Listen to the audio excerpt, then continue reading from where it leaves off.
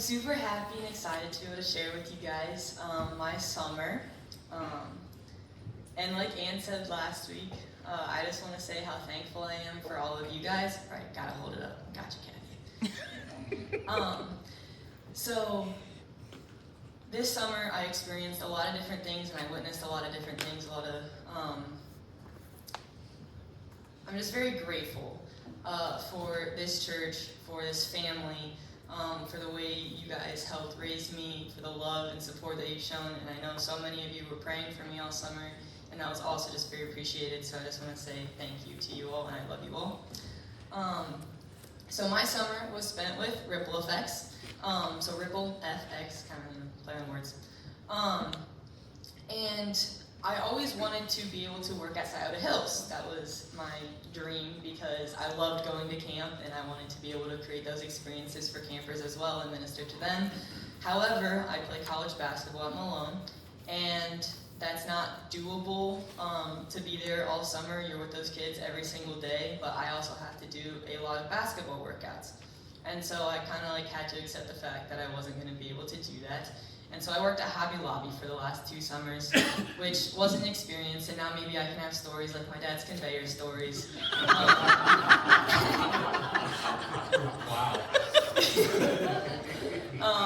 However, the Lord was faithful. I really didn't want to go back to Hobby Lobby this summer. And I was praying about it, thinking what am I going to do this coming summer, but I also couldn't worry about it at the same time because I had other things that I was doing. And last school year, I met a guy named John Morse at FCA. He was one of the speakers that night, and I talked with him, and he connected me with his wife, and then I had dinner at their house once, and they invited me to go to one of their camps called Allegheny, and I was like, okay, sure. And so I went on this camp, not really knowing them. I met them twice, and not knowing anyone else that I was going to be going with and serving with. And as I shared this morning at Sunday school, I was thinking, as I'm having to leave that morning, I had to leave at 4:30 in the morning to get to their house because it was 2.5 hours away, and we had to leave early to then drive the 3 hours to Pennsylvania. And I'm thinking, I don't feel well, or something came up at home, I can't make it, thinking of all these excuses so I wouldn't have to go. And I went, and Sandy, John's wife, told me later that she was surprised that I came, because, again, I didn't really know them. And so I went and I served with them, and it was incredible. The Lord really used that trip in my life for me to just grow in my relationship with the Lord and really changed a lot of things, and I was just very grateful for it. And so this winter, they connected with me again, and they're like, hey, we loved working with you on that one trip last summer, and we'd love to talk about you possibly being one of our summer interns. And so, fast forward, I became one of the summer interns. And so it was doable because most of the time the job was 9 to 5, and so I still had opportunities to do my basketball workouts, which is exactly what I needed, but I got to still do the camp experience. And so, I'm just very grateful for that, especially for John and Sandy and what they've meant in my life and how the Lord just used them. And so, if we go to the next page. What is RippleFX? So it's a nonprofit organization located in Canton, Ohio, and it was started by John Morris. He worked for a church there, and he started putting on their own camps, and eventually he separated the events into a nonprofit. And so we put on experiences and create environments for people to encounter Jesus. And so it's not your traditional just church camp. We do 3 different types of summer trips, which I'll get into later. And so, next. So that's the team. The picture on your left, bad with directions. You have Dwayne in the middle, or D Lame, and he has a 6'8" wingspan, and I played basketball against him all summer, so I got blocked and dunked on all summer by him. But it only makes it better, right? And it humbles you. So him, and then Luke on the right, or Vanilla Gorilla, or Gargamel, any of those. So those are us 3. We were the 3 summer interns. and they have become two of my best friends. They actually got to visit Lima this weekend. They were with us. They're from Cleveland, and so they've experienced Lima and the Oliver Oasis. So they're great, very grateful for them. And then the picture on the right, we have the guy that's in the back. That is John. He's to the right of me, or otherwise known as Head Honcho. And then the girl in the front of me to the left of Luke, that is Erin, otherwise known as Girl Boss. So Head Honcho and Girl Boss, they are the heads of RippleFX and like full-time staff. And then the last guy, he's to the left of me, that is Gabe, otherwise known as Gary or Steve. So he is, I'm also Elaine. Yeah. So Gabe is also now full-time staff at RippleFX. So Gabe, Luke, Dwayne, and I, we were all Malone students. Gabe just graduated, and so he works for RippleFX and also CAST, which is another nonprofit organization and partner with RippleFX, and they're also really cool. It's called Caring and Serving Together, and they're in the high schools, and a lot of those students don't have very great home lives. And this is an environment where they get a safe space, where they also get to serve, and that helps them with getting into college with those types of hours or whatever it is they want to do. But they're really great kids. They were on one of our trips. And so yeah, that's what he does. And then Sandy, she's the one on the right, that bottom left picture. That is John's wife, and she has really meant a lot to me. That first Allegheny trip, I was able to open up and talk with her about a lot of stuff that I hadn't ever shared, and the Lord really just used that in my life, and that's a part of my testimony, which would be another time. But, so next, that's the team. Love them all. A day in the life of RippleFX. It's kind of chaotic. If you don't know John Morris, but his brain is like the most creative and like out there brain of anyone I have ever met. But everything is in his head. It's like not written down anywhere. So it makes for a very interesting experience. And eventually you just learn to like ebb and flow and go with his flow and whatever comes to his head. So most days, 9 to 5 work day. We worked at 2 different places. One was the One Center in Canton, and then the other one was his house. And this is because at the One Center, we have an office where we would go and work at. And then John, with his creative mind and his ability to finagle his way into any space available, we have storage for a lot of stuff. RippleFX does other events throughout the year. And so with programming stuff and skits and all of that, we have costumes and other things that you need for programming. And so the One Center, we have the office. We then have a closet. Then we have space underneath a stage, which stores a whole bunch of stuff, and the kitchen there. And then we work at John's house, which has his garage, which stores a lot of stuff, his shed, which has a lot of stuff. Then we have J-Mac. Go back a slide. I think I forgot J-Mac. Was he on that slide? Mm-hmm. Yeah, the guy in the middle, that's J-Mac. He is our MacGyver, which I'm sure most of you know who that is. I don't really recall him that. He's our like guy of many talents. He has everything, can do everything. If you ever need a knife, ask J-Mac. He's just a funny guy who loves the Lord. He's our photographer and our MacGyver and our trail mix supplier. Oh, that rhymes. So yeah, he's great. Moving on. I say John's brain's scattered, but mine kind of is too. Or maybe he rubbed off on me. But yeah, so workday, 9 to 5, that involved every morning doing our own devotionals, which was really good it's always good to start off your day with the Word. And so doing that, it was always intentional, the passages that we were reading, especially at the beginning. It was always about discipleship, and so you see Jesus very quickly when he gets the disciples, he's very quickly handing things off to them, and so that was one of the first things leadership-wise that John was teaching us is like we're taught what we need to know, and then immediately we're like handing that off and giving people the space to learn and fail and grow. So that was really good, and then just training, leadership development, and then trip prep. So again, we have 3 different trips, so learning all about those, really learning what RippleFX is, because I said yes to this internship, and I'd been on one trip, but I also did not really know what RippleFX was or what we did, so kind of went into it blind, but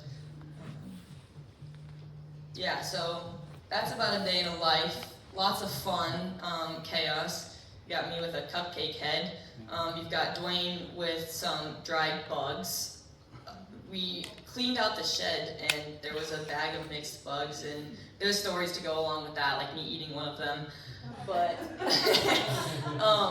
so I put the food up there. We have the freezer and then like the giant shopping cart of hot dogs and hot dog buns, and that was the majority of the summer too. Cooking, working with a lot of raw meat, which I don't love. But learned to cook, one day cooked like 10 pots of noodles or something, which was scary. John is an incredible cook, which meant I ate very well all summer. And when he said, I'm gonna give you the chance to cook the noodles, I'm like scared because he's like, if you mess up, like they're soggy or they're too crispy or whatever, he's like, I'm gonna be very disappointed. I'm like, thanks, I now have the confidence to cook these 10 pots of noodles. But yeah, messing around with like, the banana costumes, we got us in the alligator things, I really wanted to take that one. That was comfortable. I could have been in that thing. And then we also learned how to build shelves, so I'm a handyman, I guess, now. Work for Keith next summer. Work for Keith next summer. Yeah, Keith. Internship. I can work with you next summer, apparently. Next. So things I learned, intentionality. That was like the first thing that really stuck to me. The first day, I learned that I love food. Being so, because the first thing that happened was we met at the One Center, and we arrived with a box of donuts, and we really didn't do much besides like go right in. He's like, okay, today's about making decisions. You all have to decide like which donut you want. And so we decided which donut we wanted. And then after that, we filled out these charts with like our expectations for the summer and things we wanted to learn and do. And because you write that down, then those are things we can uphold our leaders to. This way we're more intentional about learning what we want to learn. And then halfway through the summer, we went back to those charts to see like, okay, have we exceeded at this? Have we failed? Have we learned this? Can we still fit it in this summer? And so that was very good. So then after those charts, we then leave. And the rest of the day consisted of eating food. So we went to this place, Fizzle Sticks, that's what it was called. It has fries and more fries and more fries. They're all fries that you can get, like s'mores fries and like mac and cheese barbecue fries and really anything that you can think of compiled on top of fries, like those were your options. And so we got like 6 different kinds of those fries, but of course we looked at this whole menu and we had to decide which fries we wanted. And so we do that, we eat those fries, and then we leave. And next was we went to the store and we had to pick out these cards. It was 3 of them that we were going to write a kind note in. And then we proceeded to go to Walmart. He gave us teams, and then we had to go and slip these cards into random people's shopping carts without them seeing. And so one was the distractor, and the other was the slip it in and walk away. And I'm scared. I don't know really why, but who was I with that day? I think it was Dwayne. And we're walking around, and he starts talking to this lady, except she was looking right at where I was, like from the angle that we had come. And so he was just randomly talking to her about coffee pots for a while, until that conversation was done and we had to move on. And eventually he asked a lady about a vacuum and everything, and I was able to slip it into her.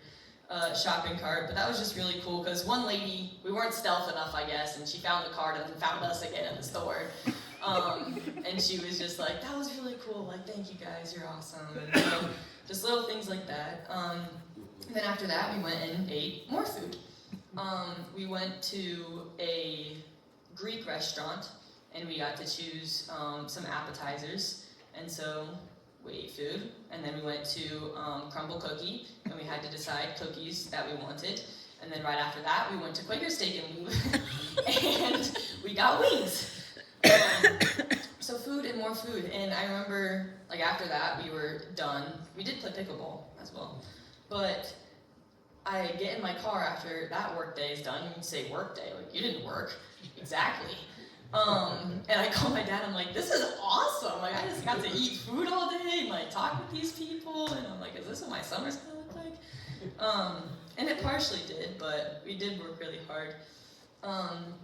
And so, yeah, just the intentionality behind all of that, like, we're sitting down in community with one another and just talking and getting to know one another because we're gonna be working together all summer.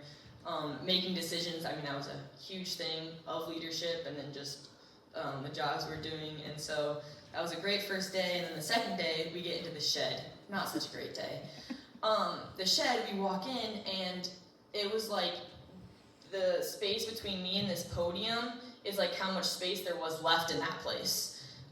There was just stuff everywhere, and none of it organized, just like all thrown in there. And so what did we get to do? Go through it all. But the thing with that was, we then knew all of the supplies that we have, our eyes have now been on it, and so when John's asking for something, then we know what it is, we know what we need, and so like there's intentionality behind that.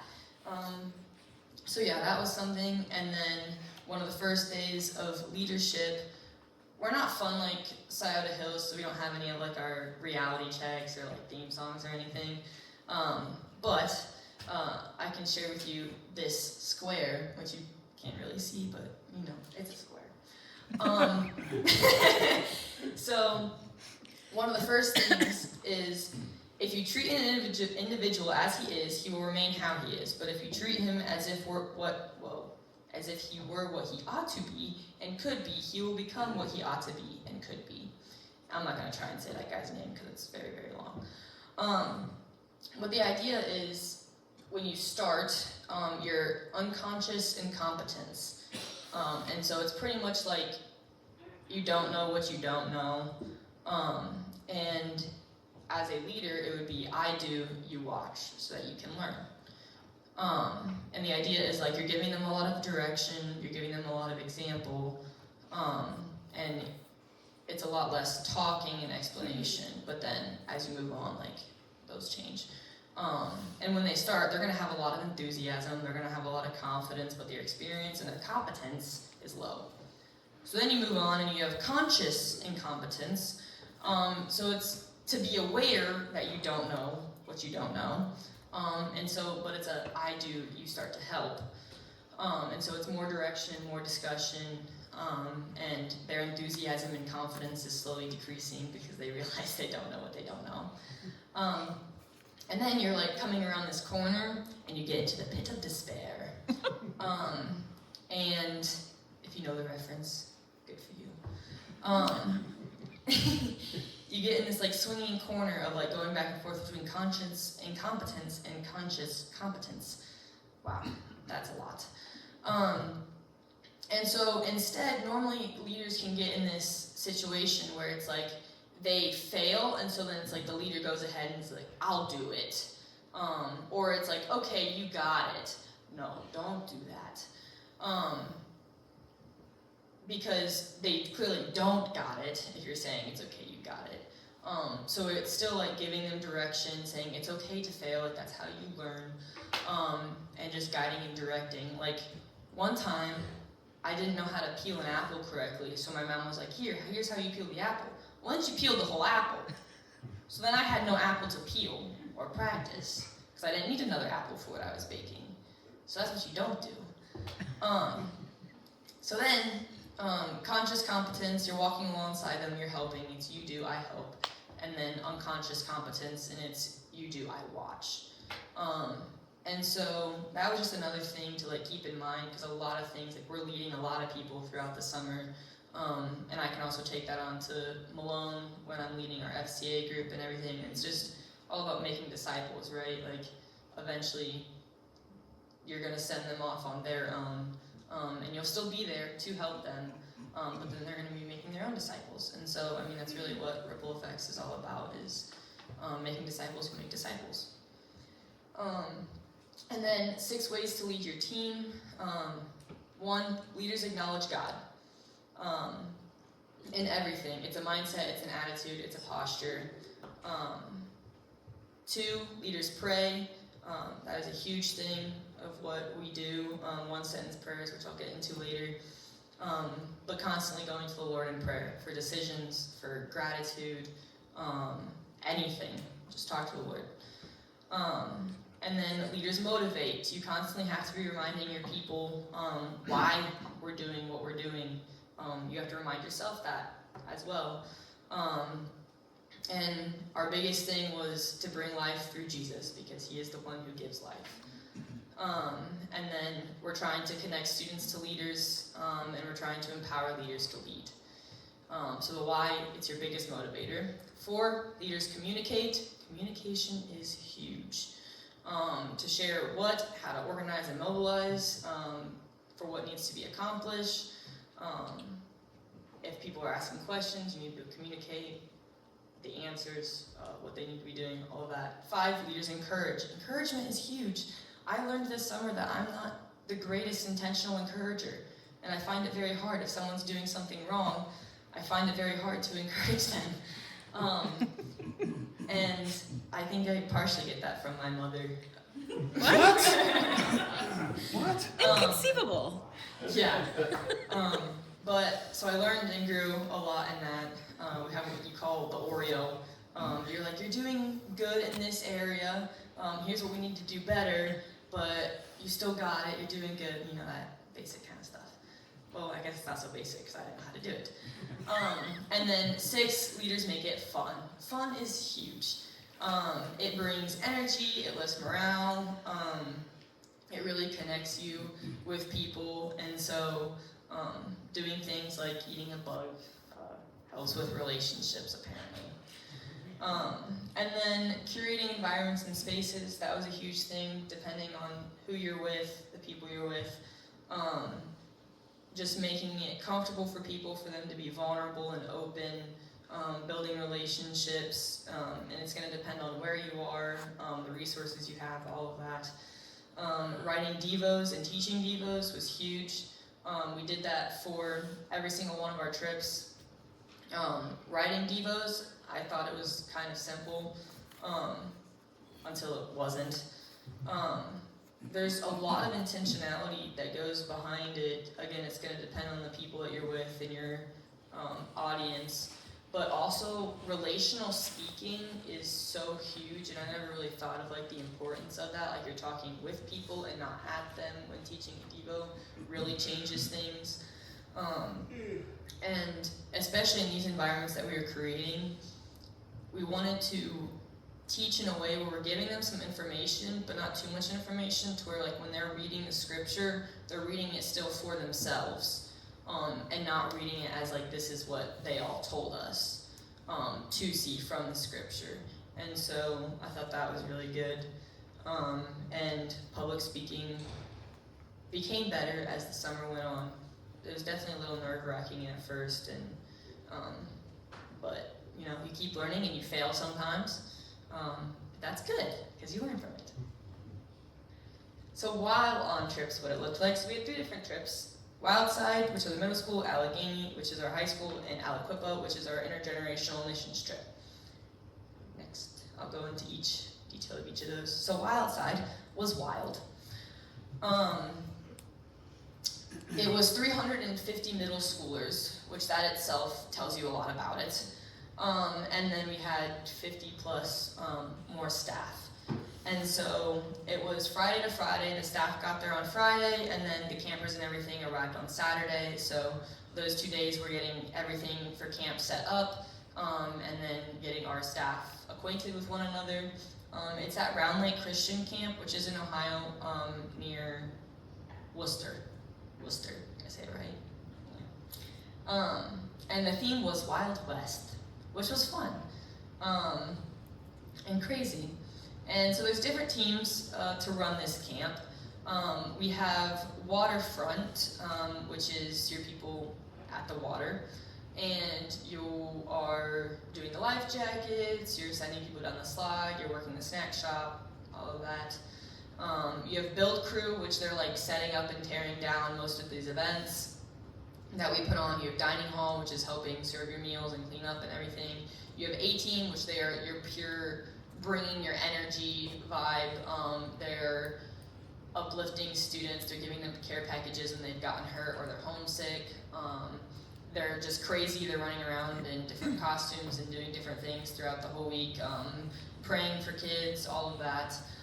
You have your program team, which they ran all the program, our skits at club every night, which club is like our worship session at nights. And that was, of course, all Wild West themed. And then we had Erin and Emily. Erin, which is girl boss, she ran like the camp, and then Emily, she ran the work crew, which are two incredible women. So my team was the Waterfront. Oh yeah, that one picture on the bottom is the 350 people in the club room, which is pretty crazy. But so the picture in the middle, that are both middles, that's my team. I got to lead a group of high schoolers for the week, and it was a week that challenged me and stretched me and humbled me. High school guys don't like to listen. Yes, I'm looking at you, Aaron, and bye. Carter, you're pretty good. So, yeah, you have to be able to keep track of your team, and they I'm like, guys, we gotta leave, and they're in their room benching their bunk beds. And I'm just like, so it was fun, it was difficult. The Lord taught me a lot about relying on Him and His strength, because I was questioning my leadership abilities, and questioning why I was working there for the summer, like all of it, it was difficult. But throughout the week, my relationship with my team and those guys developed, and they were able to open up. One of the kids, we had a great conversation. He opened up about not really knowing why he believes what he believes, and he just wants to understand everything. And so we were able to have a conversation about all of that, and it was just really cool. And I was thankful the Lord gave me those opportunities. And so yeah, we just ran a whole bunch of activities, dodgeball, carnival, Waterfront, Cabin Olympics. The one picture on the bottom left was Cabin Olympics, and that high school girl that's also wearing the caution shirt, that was also another really cool moment. She was very shy and quiet, but she was put in charge. We're trying to empower leaders. She's put in charge of running this hula hoop event for Cabin Olympics. But we're in front of these groups of people, and she was very quiet and not a lot of energy. And so I was just encouraging her, come on, we gotta bring it up. And she just thanked me afterwards. She's like, thank you so much for helping me have confidence in myself to do that. And she was doing better. And, it was just another really cool moment. And so next, that's just a little more. We did a slip and slide that first day, which that was wild. Because the tarps wouldn't stay down, and so then kids are sliding right onto the grass, and they're getting hurt, but they're getting right back up again and going. So Waterfront, there's that big slide, which kids also don't listen with the way they're supposed to go down it, and but it was fun. The first day though of Waterfront was insane. We had a ambulance have to come because a kid got a concussion and couldn't stand back up. There's people everywhere. They had a new event thing there, and I had to have one of my people go there, but I'm trying to run around and check on all my people. It's about as chaotic as I sound talking about it right now. And then I had another lady who was throwing up because I'm like, she didn't look okay, and I go over to check on her, and she's like, I'm okay, and then she throws up right at my feet, and I'm like, I don't think you're okay. And so it was just insane, because then the ambulance is coming, and they're telling me to get everyone off the beach, and then none of the kids were allowed to look as he was being taken on his stretcher, and the kid was okay, thank the Lord. He came back to camp, just wasn't allowed to participate in anything. But so it was just crazy, but it was awesome. And so that's Wild Side. One of the best nights was Club, when it was the night that they presented the gospel, and just the Holy Spirit was in that room that night, and I got to pray with some of my high schoolers, which again, it's an event meant for the middle schoolers really, but the way we got to minister to the high schoolers, again, just how it's intentional in the leadership ladder, I guess, was just insane, and again, humbling. That was another theme for this summer, humility. Next is Allegheny, which I mentioned a little earlier. That is a vacation compared to the rest of our trips. Swimming at a dam, hiking in Zorro Gorge in New York, pontooning and cliff jumping. Pontooning, advice. When you go to jump in the water, make sure you have a flotation device, and don't let a lot of people jump in until you know that the current's not going to take you away. So we had a lot of kids flowing down the river as our pontoon boats were tied together. We had to untie them and go get them. And then we go to move into a little, I don't know what those things are called, cove, thank you. And I got to be the test dummy. They tossed me in the water to see if I would float away. And I did slightly, but I ended up okay. So Allegheny, all of that, super fun. The drives, that's just time for relationships to be built between the students and their leaders. And the best part of it was devotions every morning, and then testimonies at night with worship. You're just out in God's creation, and it's beautiful, and it's raw worship, and that's beautiful. Next slide is some of the pictures. The one on the right, that's Luke, that's his Gargamel face. If you know the Smurfs, that's why he's called Gargamel. So yeah, Allegheny Mountains, they're beautiful. The two on the bottom, middle and left, that's our little worship setup. We have a stage, and you're literally just surrounded by woods, and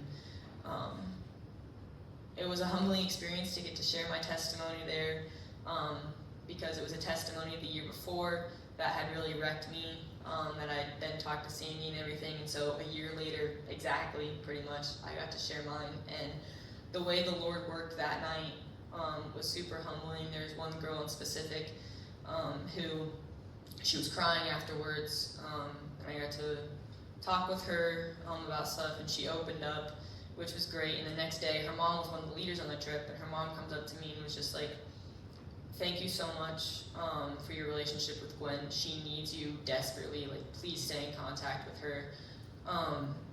And there were some other kids that talked to me afterwards too. One of them, he was also a pastor's kid, and he comes up to me and he's like, thank you so much for listening to what the Lord had for you to share tonight, because I related to so many things that you said. And it was just really cool, just what it means to be open and vulnerable with people and be like, this is me, this is how the Lord's worked in my life, this is what he's taught me. And so that trip is just especially near and dear to my heart. And the testimony nights were definitely my favorite. So next.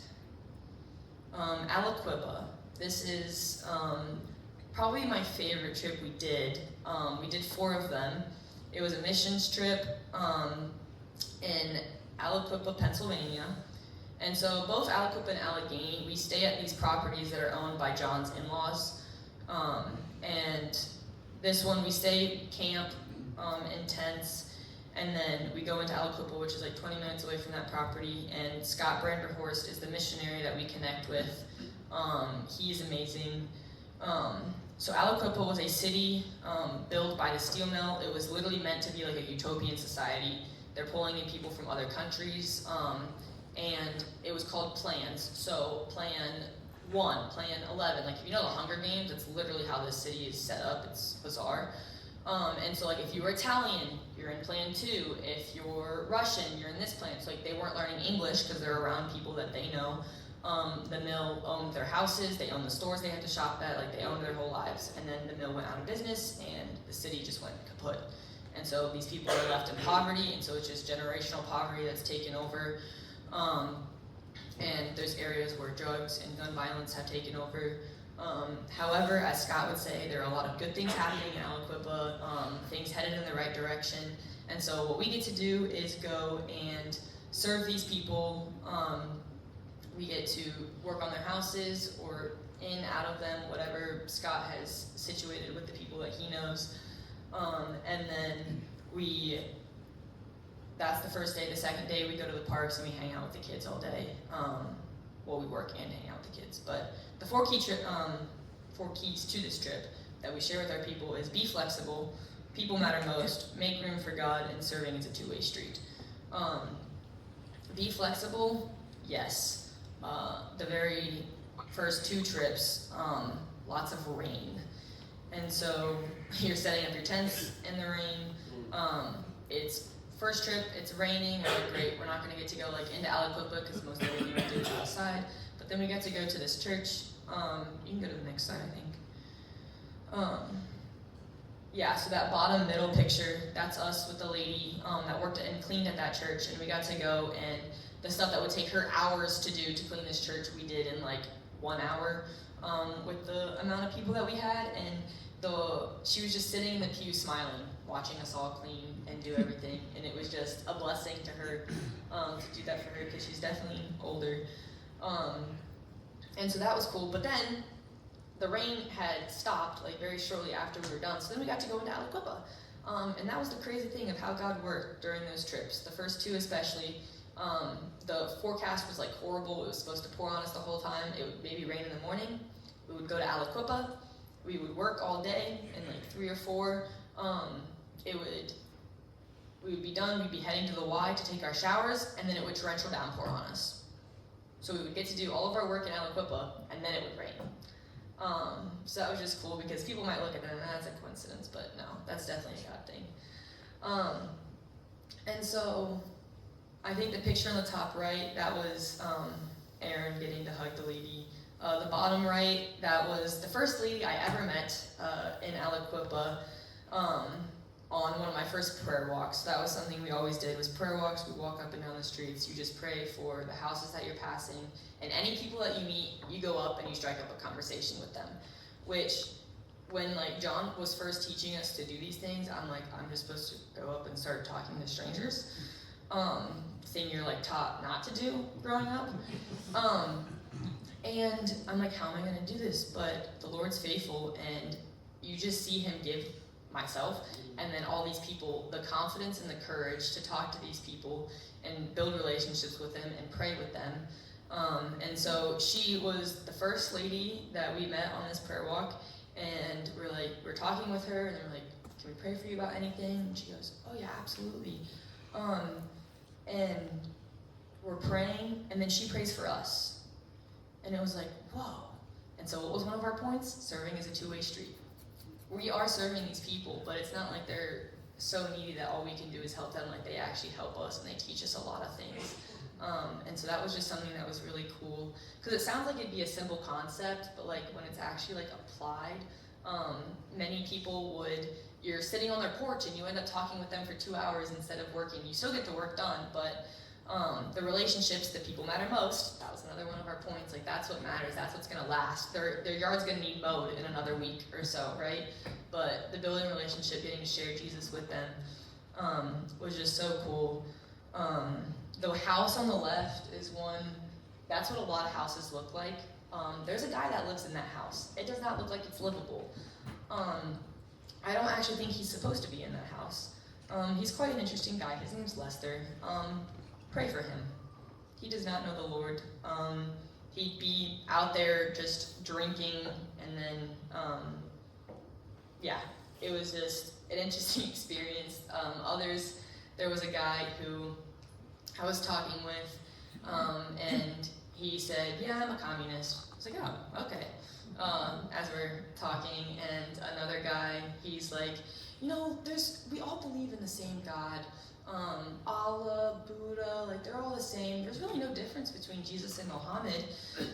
I'm like, okay, and we're talking and I'm letting him say his points, and I'm like, okay, well, to your point, that Jesus and Muhammad are like the same person, I would say they are very different, and the difference is Muhammad is dead and Jesus is alive.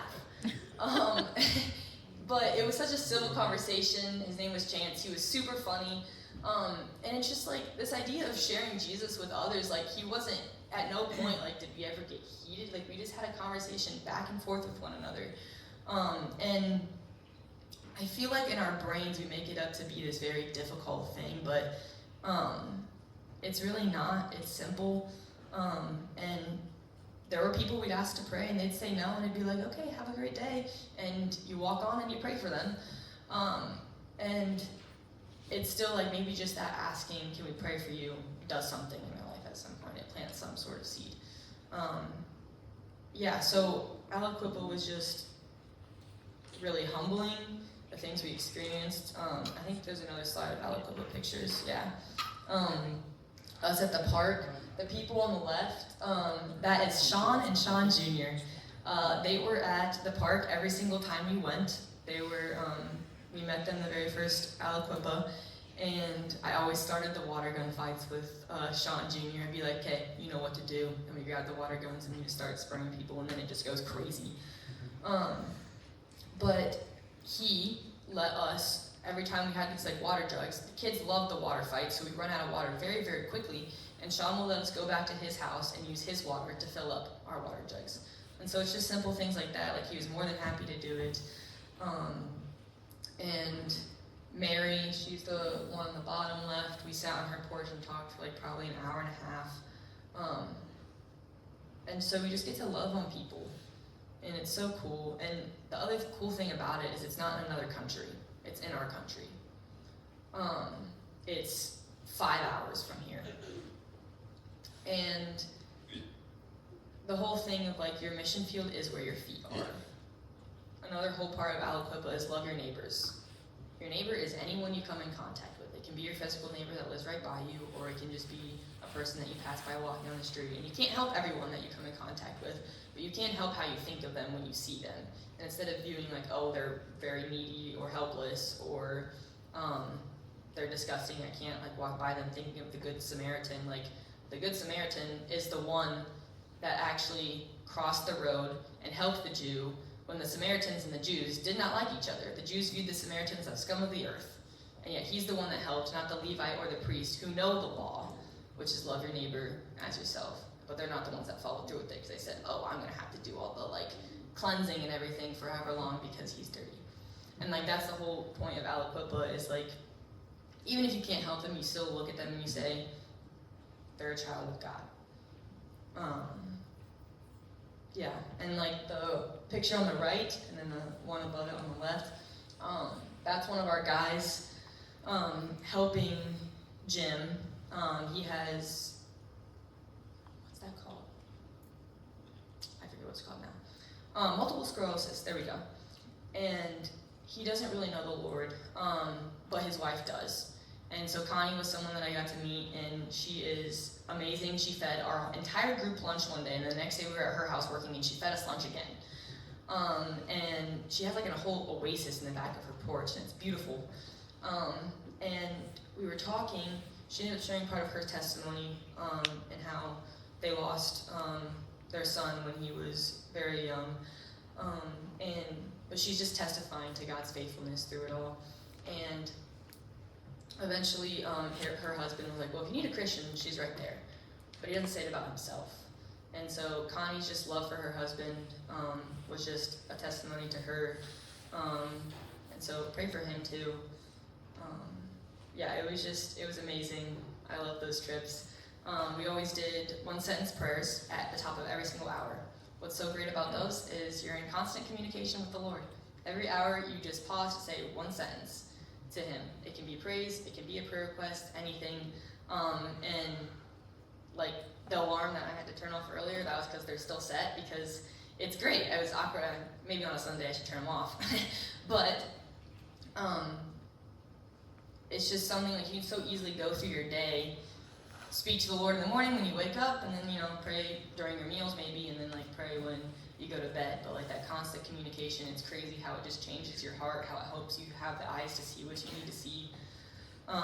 We do 2 claps, which is at the end of the night, we circle up and we tell people like things that we saw in them throughout the night, and it's just encouraging. It gives people courage to keep doing what they've been doing, and it's cool for you to see how the Lord worked throughout the day as well. And then at the very end of the trip, we do a debrief, which is where we say out loud what it is we want to take away from the trip. And so it's just, again, very intentional. Next, I know I've talked for way too long. Biggest takeaways. Reading the Bible for myself. That sounds like, well, yeah. But I think for me, for the longest time, I'd read my Bible and it's like, what's the right answer I'm supposed to get from this? Or like something like that. But it's really, relationship with Jesus is so personal, and everyone's walk with the Lord looks very different, which is something I've really been learning about this past year. And so that was good. I learned that I can eat a lot. I said earlier that I learned I love food, which like, I think I knew that before, but I also learned I can really out-eat a lot of girls, but a lot of guys too, and I'm proud of that, so I had to share that. Again, intentionality, which I've talked about. Humility was just huge. Humbled in a lot of ways. And you can like think that you're humble, but then that's not humble. It's a whole balance of like, I don't know what else to say about that. Peter's journey and changed life. That was something we focused a lot on, which I just wanted to share really quickly, because you see him when you first see him in the Bible, and he's just full of shame and guilt, and he tells Jesus, like, get away from him because he's not worthy. And then you see him deny Jesus, but then you see him jumping out of the boat to swim to Jesus, and then he ends up dying for Jesus. And so, yeah, just thinking about that, sanctification is a process. I also shared that this morning in Sunday school, but that was just something that really stuck out to me this summer. There's more I could say about that, but I won't. Getting uncomfortable. There's a lot of growth that happens when you get uncomfortable, when you just say yes to what the Lord has for you. And work-fun balance. You can work hard and still have fun, which is good for me to learn, because normally I'm like a let's get the task done kind of person. But so that was really good. And there's a whole bunch of stuff that I think my brain's going to take the next few months to like download and fully process what everything has been put into my head this summer, which is great. But yeah, I'm just super thankful for this summer, and I'll leave you with one thing. Transformation comes from imitation, not information. And so just for our lives to be an imitation of Christ every day, and that's how we're going to be transformed, not just knowing the things in our head, but truly in our heart.